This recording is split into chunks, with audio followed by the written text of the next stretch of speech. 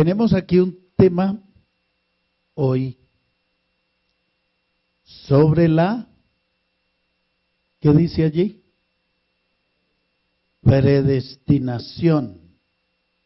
La predestinación.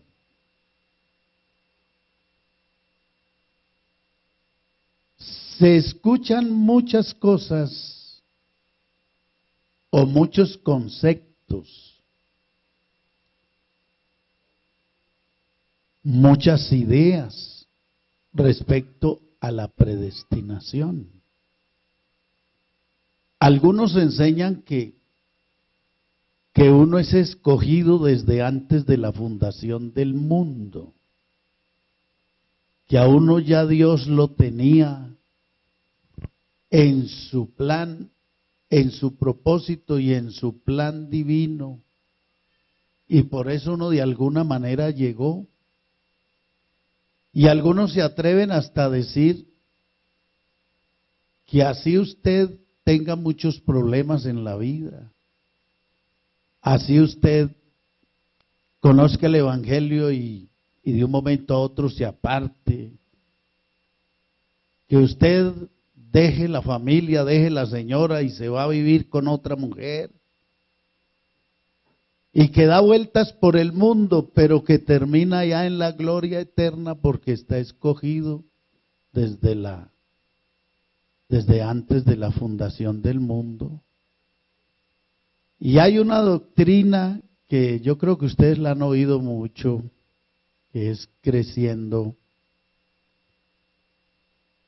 no en gracia, porque crecer en gracia es crecer en el conocimiento de Jesucristo, crecer en esta salvación que nos dio Jesucristo.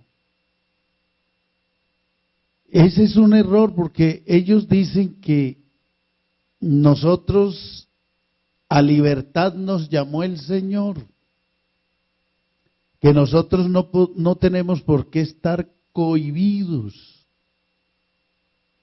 que a la gente se le obliga, que se le enseña y se le obliga a no emborracharse y que el licor es muy agradable. Eso decía un predicador. Dice que un predicador, ya con sus tragos en la cabeza, decía, pero yo no sé por qué prohíben esto si esto es tan bueno. ¿Ah? Y las personas entonces dicen que pueden hacer lo que quieran, que ya somos salvos, salvos siempre, salvos. Eso, yo creo, esa es una doctrina muy oscura.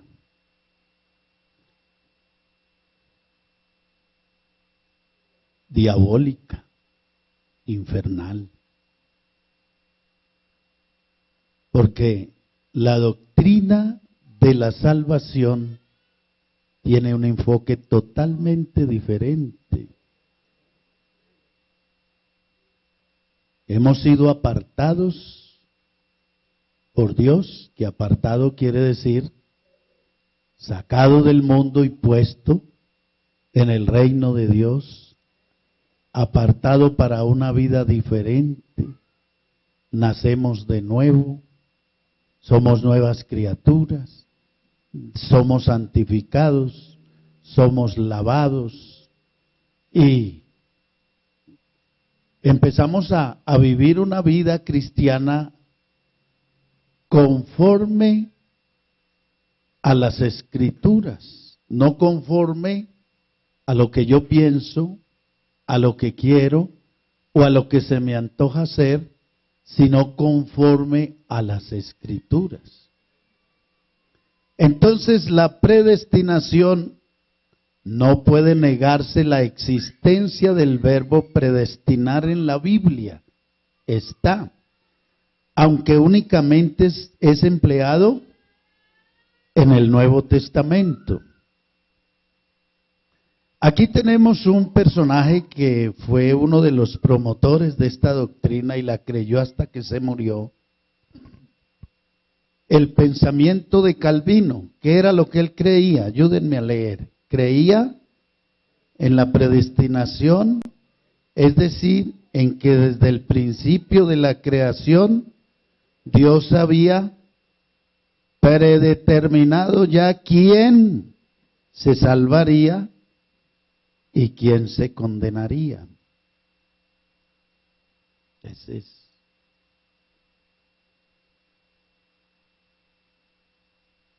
Un pensamiento muy radical y muy contradictorio a la misericordia y a la bondad de Dios, al carácter de Dios. Vamos a leer un poquito más y vamos entrando en nuestro tema. Cuando decimos o cuando decidimos, ¿no?, analizar la llamada doctrina de la predestinación o calvinismo, es necesario considerar tres términos que tienen una definitiva relación con ella. ¿Cuáles son? Estas expresiones son soberanía de Dios, albedrío del ser humano, otorgado por Dios, y la predestinación. Esos tres punticos son los que vamos a estudiar y de esa manera entonces podemos aclarar algunas dudas. Porque hay muchas personas que se entristecen cuando tienen mucho problema, cuando luchan por ser fieles y no lo logran. Entonces uno oye las personas que dicen, ¿será que yo no soy escogido para ser salvo? Un hermano se me acercó un día y dijo, hermano, definitivamente, creo que los escogidos son poquitos, porque yo lo he luchado muchísimo por ser fiel y quitarme estos problemas de encima, y hasta hoy llevo 15 años y no he podido. Así es que los salvados son pocos. El Señor dijo, muchos son los llamados y pocos los escogidos, hermano, y creo que ahí caí yo. Y le dije, no piense así, que Dios es bueno y Él espera que uno observe una actitud de humildad y de aceptación, que aunque somos pecadores, Él vino y murió por todos nosotros. Y me dijo, hermano, ese argumento es como poquito para convencerme, pero yo sí le voy a dar un argumento muy contundente. Y le dije, ¿cuál es? Me dijo, hermano, ¿cuántos se salvaron en el diluvio? Le dije, 8. Imagínese. De miles se salvaron 8. Así es que, ¿a dónde estoy yo, Dios mío? Y me dijo, y en las ciudades de Sodoma y Gomorra, ¿cuántos se salvaron? Que eso eran unas ciudades grandes, que seguro habían muchos habitantes, miles. ¿Y cuántos se salvaron? Y yo le dije, hombre, se salvaron 3. Y dijo, oiga, menos todavía. Ahí le voy explicando por qué yo pienso esto, que creo que no estoy en el número de los escogidos. Y le dije, bueno, esta salvación es por fe. Lo que uno cree, eso es. Si usted cree que está condenado, que no tiene salvación, a la paila mocha se va, porque no hay más de otro. ¿Y cómo lo convenzo yo de otra cosa? Pero esto aquí es por fe. Yo estoy completamente seguro de mi salvación. Y así se salven 100 o 30 o 20 o 10. Yo creo que estoy ahí en esos 10. Esa es mi fe. ¿Y cuántos piensan en esta mañana de esa manera? Que muchos no se van a salvar, que muchos no van a ir al cielo, que muchos insisten y no pueden. Bueno, allá ellos, la puerta está abierta, yo entré, aquí estoy, me siento salvo, lo siento en mi alma, creo en Jesucristo como mi Salvador de todo corazón, así es que me siento salvo y seré fiel y seguiré al Señor hasta la muerte, porque después de mi muerte resucitaré en un cuerpo transformado a su semejanza, incorruptible, inmortal. Eso lo creo yo, así se salven 5 o 10, pero ahí estoy yo en ese grupito. Y dígame en el que cree que ahí está en ese grupito.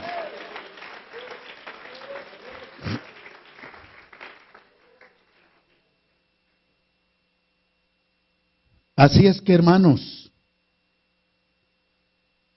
vamos entonces a mirar la soberanía de Dios. Bueno, aquí están los puntos.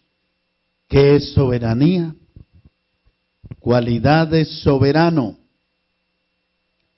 Es el derecho absoluto y exclusivo de Dios de ejercer ¿qué? Autoridad en el universo.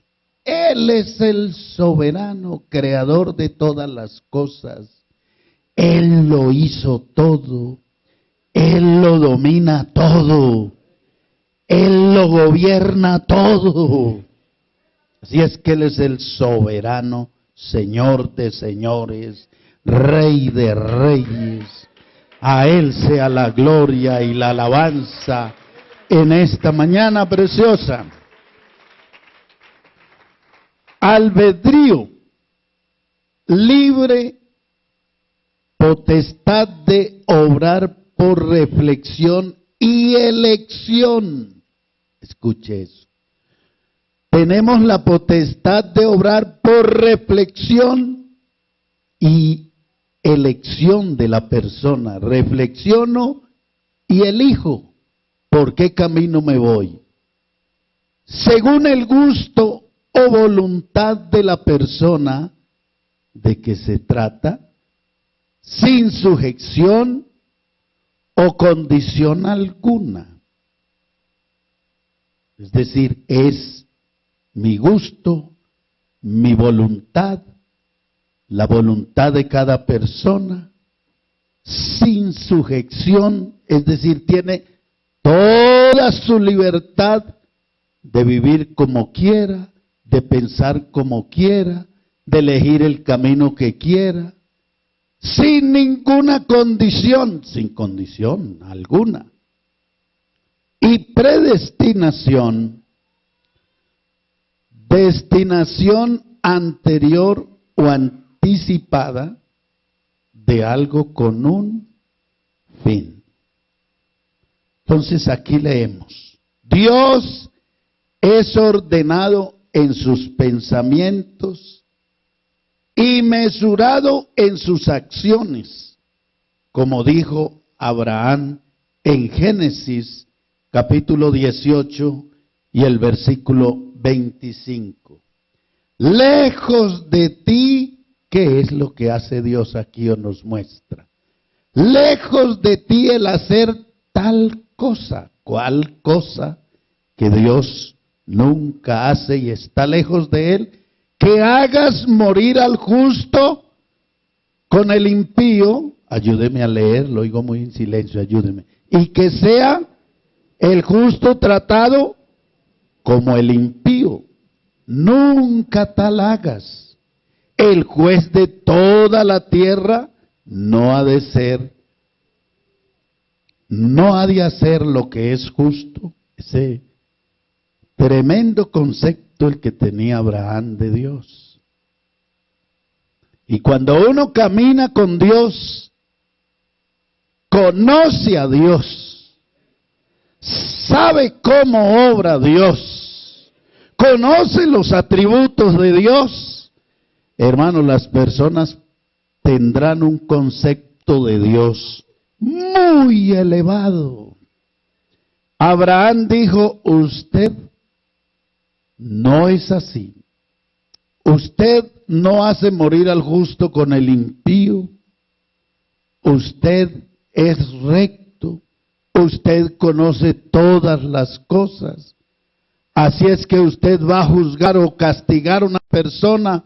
Usted siempre piensa en su misericordia, en lo que las personas son, y usted no va a actuar por parejo con toda la raza humana. Entonces dice, la razonabilidad del carácter de Dios es prenda de garantía de su justo actuar.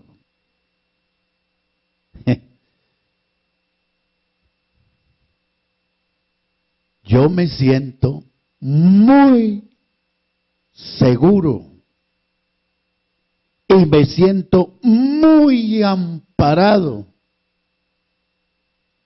en la forma en que mi Dios actúa conmigo o para mí, porque lo conozco y sé que Él es bueno, que Él es razonable, que Él no es intransigente, que Él es noble, que Él tiene un amor tan grande, hermanos, que Él actúa más por lo que nosotros conocemos en sus atributos, en su amor y su misericordia, que en su carácter de juez, aunque Él será un juez implacable para el que nunca aceptó todo su ofrecimiento.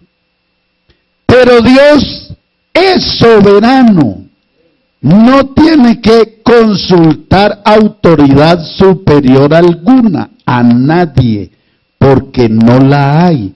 Dios es el dueño de todo lo creado y por tanto de todo lo que existe. Él es el dueño de todo. No tiene que consultarle a nadie nada. Porque Él es soberano, Él es único, Él lo hizo todo, a Él no le ayudó nadie, a Él no le aconsejó nadie, a Él no le dijo a alguien ayudándole, ¿por qué no lo hace así o asá? Él es soberano en todo lo creado. Vaya usted mirando la clase de Dios que nosotros tenemos, el soberano. Alabanzas a su nombre. Hermanos, me gozo en esta mañana, de verdad que sí. En este tema yo siento un sabor especial. Él es Padre por creación y Él pregunta. El hijo honra a su padre y el siervo a su señor. Si pues soy yo padre, ¿dónde está mi honra? Y si soy señor, ¿dónde está mi temor? Dice Jehová de los ejércitos. Es decir, este texto lo que dice es, reconozcámoslo como el Padre de la creación, como el que lo hizo todo. No nos olvidemos que somos hechura suya. Él nos formó del polvo de la tierra. Él sopló el aliento de vida en nosotros y fuimos almas vivientes. No nos olvidemos que los órganos de los que está hecho nuestro cuerpo, Él los puso con esa inteligencia que aunque los hombres han llegado a ser tan sabios y la ciencia ha aumentado de tal manera que nos asombra, nos quedamos admirados al ver el avance de la ciencia, pero nunca el hombre podrá imitar a Dios en sus hechos. A este cuerpo solo Dios lo hizo y ningún hombre podrá hacerlo igual. Fallará, porque el que nos hizo a nosotros, nos hizo con toda su inteligencia, con toda su sabiduría. Si usted le hace un análisis a sus órganos, sus ojos ven de todo lo que están compuestos, todos esos nervios ópticos, retina y todo lo que él necesita. Dios lo hizo perfecto para ver cerca y lejos, y no solo ver, distinguir los colores, distinguir todas las cosas, poder definir qué es este color, qué es este otro. Todo eso lo hizo el Señor a perfección. A perfección. Todos nuestros órganos trabajan unidos y todos son hechos. Ninguno fue puesto como por si hacía falta. Todos hacen una buena función en nuestro cuerpo y todos son necesarios. Así es que Él es nuestro Padre, Él es nuestro Creador, Él es nuestro Dios. Eso lo está diciendo aquí Malaquías 1:6. El Salmo número 24:1, lindo salmo que leemos, lo leemos todos. De Jehová es la tierra y su plenitud. ¿Y quién es más? El mundo y todos los habitantes. Él es dueño de todos los seres humanos. Todas las almas son mías, dijo él un día. Mía es la plata y mío es el oro, dice Jehová de los ejércitos. Si Él es dueño de la plata y del oro, ¿cuántos creen que Él bendice a sus hijos? ¿Cuántos creen que Él nos da en abundancia lo que necesitamos? Su pueblo elegido, Israel, llamado, escogido para dar testimonio a las naciones, vivieron situaciones muy difíciles, pero Dios les prometió, les dijo: yo los voy a bendecir y todas estas bendiciones vendrán sobre ti y te alcanzarán. Aleluya. Cuando yo le doy gracias a Dios, digo: Señor, gracias porque vinieron todas estas bendiciones y me alcanzaron. Fui bendecido con el perdón de mis pecados, fui bendecido con la paz para mi alma, fui bendecido unido a mi familia, fui bendecido por la vida que estoy viviendo, fui bendecido porque me has dado lo que necesito.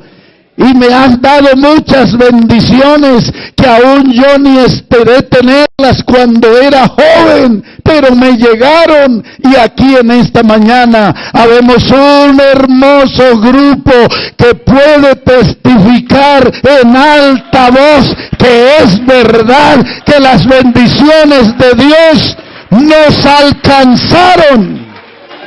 Yo fui alcanzado por la bendición de Dios. Y diga amén el que fue alcanzado por la bendición de Dios.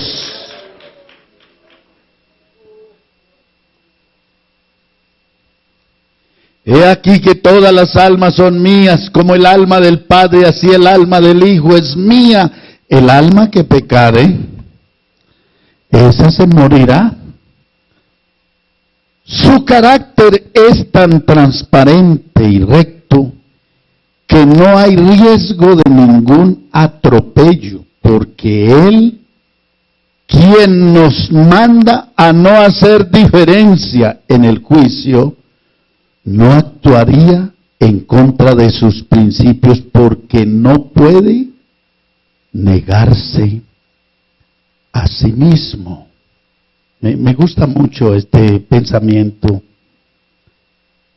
Estemos completamente convencidos que el Dios maravilloso que nos llamó y nos salvó, este Dios es bueno. Y jamás nos sentiremos atropellados por Él, porque Él sabe llevar la causa de cada uno. Él sabe entendernos. Él sabe manejar el juicio. Él no se le va la mano como a nosotros. Y a veces en el juicio, cuando uno cree una cosa, o cuando tiene alguna diferencia con alguien, o le pasa a alguien con cierta persona, uno puede aumentar los sistemas del juicio, tratando de argumentar que esa persona debe ser castigada, que esa persona esto, que lo otro. Pero si se analiza bien, uno va a encontrar que de pronto si esa persona falló en algo, en primer lugar, es digna de que tengamos misericordia, compasión de nuestro prójimo, le ayudemos en lo que podamos. Además de esto, los juicios, cuando se miran con claridad, les encontramos muchas salidas para bien de la persona. Y así es que Dios es tan bueno que a Él no se le va la mano. Él juzga las cosas tal y como son. No lo oigo muy animado, pero yo sí creo que es así. ¿Podemos dormir de qué manera? Tranquilos. ¿Cuántos duermen tranquilos cuando saben que Dios es un buen abogado, un buen juez, que es misericordioso? Podemos dormir tranquilos. Quien tiene todo el poder y toda la autoridad no es abusador, ni riesgos, ni se deja convencer de alguna cosa.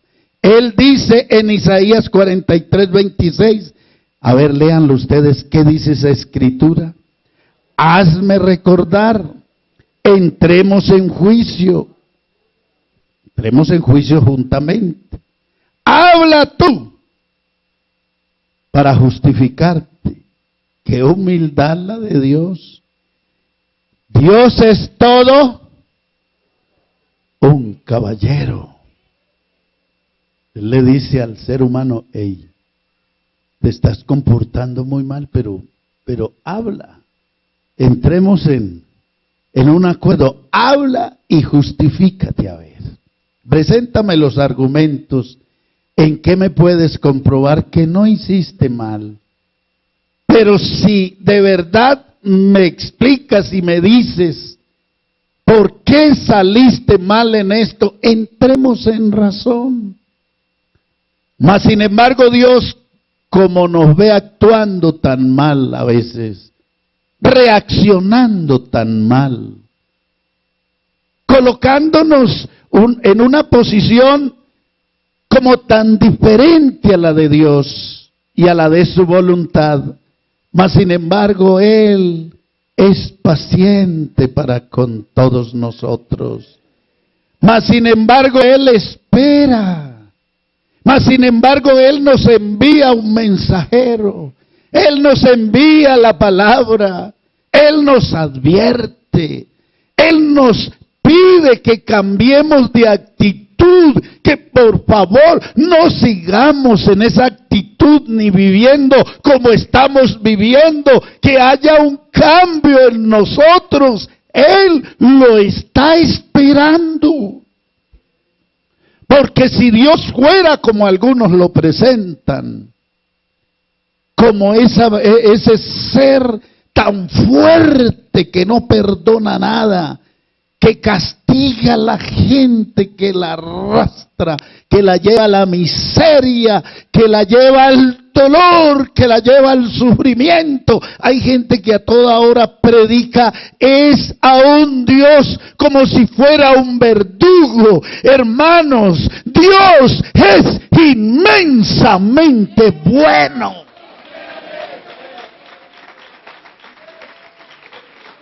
es serio en sus cosas, pero Él es inmensamente bueno. Entonces Él dice, a ver, discutamos el asunto. Cuando usted se arrodilla a hablar con Dios,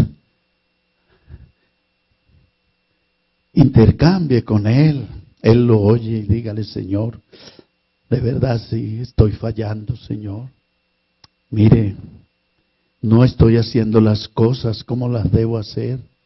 Me he dejado llevar de los impulsos de esta naturaleza. He actuado mal, he mentido, me he apropiado de cosas que no son para mí, que no son mías. Señor, en esto me ha ido mal. Señor, esta persona se levantó contra mí, en eso yo no sé por qué ha ocurrido. Es decir, qué bueno tener un diálogo con el Señor, ¿no? Un diálogo de reflexión, hablar con Él y decirle y exponerle. Y de pronto Dios, en su infinita misericordia, va dejando derramar sobre su corazón esa sabiduría, ese entendimiento. Va iluminando su mente y usted de pronto dice, ahora entiendo. Dios me habló, me dijo que no debo hacer esto, me dijo que debo mejorar en esto. Ahora veo que errores que me han sido ocultos, Él me los trajo a la luz mientras yo tenía una reflexión con Él, mientras yo dialogaba con Él. Él me hablaba y me ponía en evidencia, reflexioné. Oye, hermanos, esto con Dios es lindo. Alguien puede decir amén con libertad. Esto con Dios es lindo. La presciencia de Dios no debe plantearnos problemas. La presciencia, no la presidencia. No nos cuenta la Biblia de la experiencia de Abraham, nos cuenta la Biblia de la experiencia de Abraham y de la actitud de Dios con las naciones paganas. Claro, obviamente que Dios, ¿qué es lo que dice allí? Sabe todas, ¿qué? Todas las cosas presentes y pasadas y futuras, pero no las determina.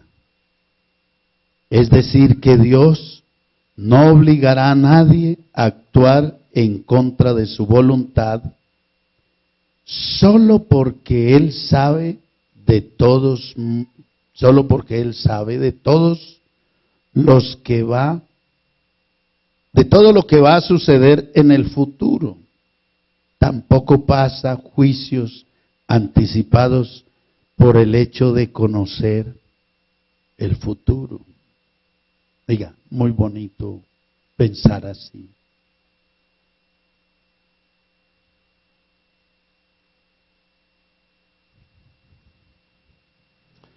Dios sabe todas las cosas. Dios le habló a Abraham respecto a las naciones paganas. Él conocía, porque esta palabra o esta expresión, presciencia, habla del conocimiento de Dios. Habla que Él sabe el futuro. Él conoce el pasado. Él conoce el futuro. Él es omnisciente. Él lo sabe todo. ¿Y cuántos creen aquí hoy que Él lo sabe todo? Conoce nuestra actitud. Conoce nuestra manera de pensar. Nuestra manera de ver las cosas. Sabe todas las cosas, claro, presentes, pasadas y futuras, pero no las determina.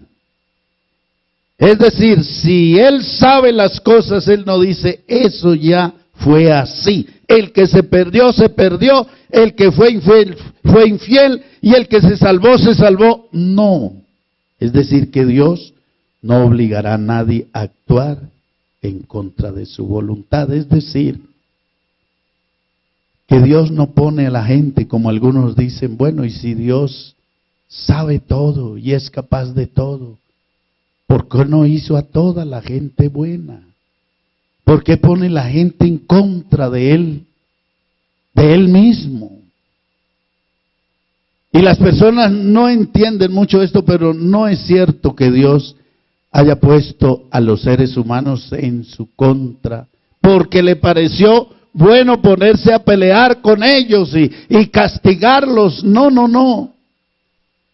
Dios hizo a un hombre limpio, recto, sano, pero los hombres buscaron muchas perversiones y mucha maldad. Fue el hombre el que de por sí, que eso vamos a verlo más adelantico, en este tema de la albedrío, que ahí es donde nos habla de esto. Dios sabe las cosas como suceden, pero no las determina anticipadamente. Es decir, que Él no formula castigos para las personas sin que las cosas hayan pasado o hayan ocurrido.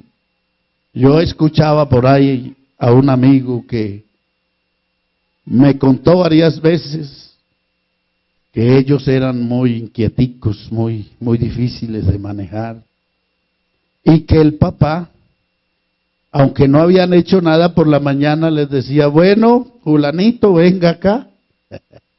Yo no sé por qué se ríe. Bueno, entonces, venga para acá. 3 o 4 correazos por sospechas de que te vas a manejar hoy mal.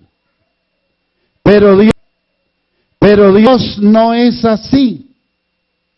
Dios no castiga a nadie porque sabe que se va a manejar mal. Él espera los acontecimientos. Quizá esa persona de un momento a otro reflexione y diga, Señor, tú eres tan bueno y tan lindo, me arrepiento de lo malo, y el Señor tendrá de él misericordia. Esa es la palabra.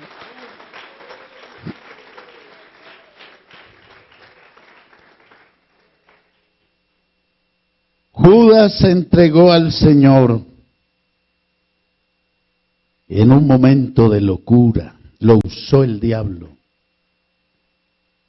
pero él había podido reflexionar y volver buscando misericordia. Tuvo la oportunidad como todo ser humano. Bueno, aquí sigue el tema, hablando sobre esas naciones que aunque se iban a manejar mal, Dios estaba esperando a ver el acontecimiento antes de determinar un juicio contra ellos. Hermanos, se nos acabó el tiempo y este tema va como pues yo lo estoy sintiendo como bueno, no sé si ustedes, pero estoy como contento porque me despertó en mí como ¿qué sería? Una sensación de agradecimiento y de reconocimiento al Dios que no solamente es grande y poderoso, sino bueno y misericordioso y lleno de bondad para con todos. Aleluya, lo adoramos a Él.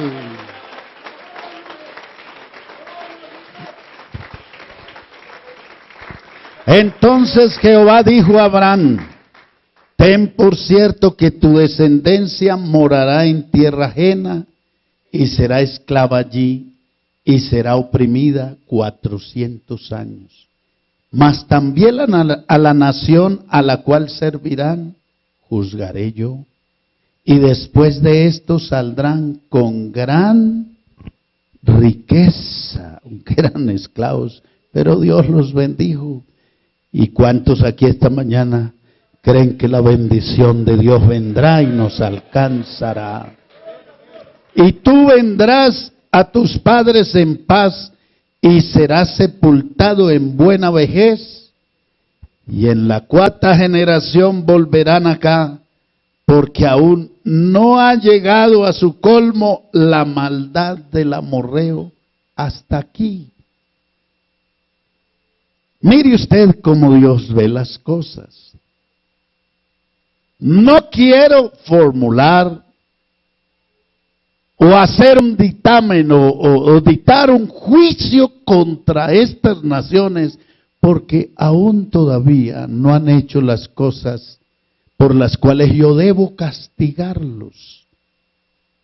Aún no han llenado esa medida. Sodoma y Gomorra llenaron esa medida. Dios llegó el momento que no lo soportó, porque fue tanta la maldad que llenaron la medida a la que Dios ya no pudo soportar.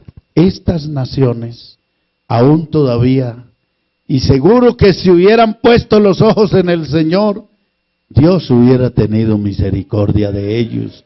Si se hubieran manejado mejor con el pueblo de Israel, Dios hubiese tenido un trato diferente con ellos.